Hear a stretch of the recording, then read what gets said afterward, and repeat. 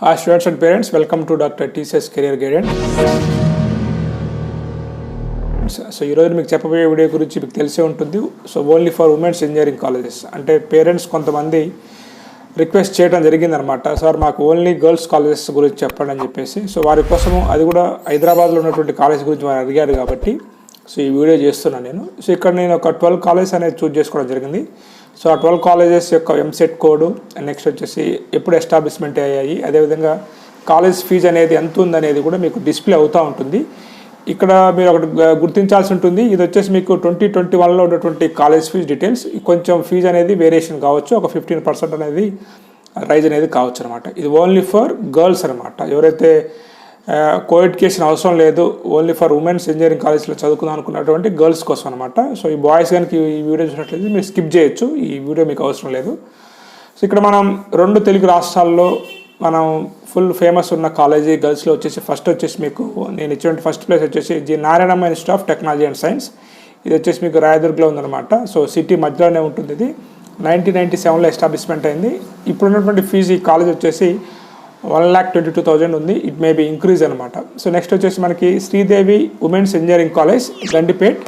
So 2001లో establishment అయింది. 85,000 fees ఉందన్నమాట. దీనికి ర్యాంక్ 2 ఇచ్చాను. అదేవిధంగా Stanley college of engineering and technology for women autonomous college హ్యాబిట్స్లో ఉంది. 2008లో ఎస్టాబ్లిష్మెంట్ అయింది. 78,000. నెక్స్ట్ వచ్చేసి మీకు BVRIT college of engineering for women. So BVRIT మీకు నర్సాపూర్లో కాలేజ్ ఉంది, అది వచ్చేసి కోఎడ్యుకేషన్. ఇక్కడ వచ్చేసి మీకు only for women's engineering college అనమాట. బాచ్పల్లి, సో 90,000 ఫీజు ఉంది. అదేవిధంగా Malla Reddy engineering college for women autonomous, ఇది వచ్చేసి మీకు నరసింహగూడలో ఉందన్నమాట. సో 2008లో ఎస్టాబ్లిష్మెంట్ అయింది. 87,000. నెక్స్ట్ వచ్చేసి మీకు Vignan institute of management and technology for women. So గట్కేసర్లో ఉంది, మనకి 2008లో ఎస్టాబ్లిష్మెంట్ అయింది. 70,000 ఫీజు ఉంది. Next Bhojireddy engineering college for women, so Saidabad. So 1997, so 66,000 ఉంది. Next Mega institute of engineering and technology for women Ghatkesar. So 2008లో ఎస్టాబ్లిష్మెంట్ అయింది. 54,000 ఉందన్నమాట. నెక్స్ట్ వచ్చేసి ఇంకో college Mallareddy college of engineering for women. So ఇది వచ్చేసి మైసమ్మగూడలో ఉంది. సో 2008లో ఎస్టాబ్లిష్మెంట్ అయింది. కాలేజ్ ఫీజు వచ్చేసరికి మీకు 60,000 ఉంది.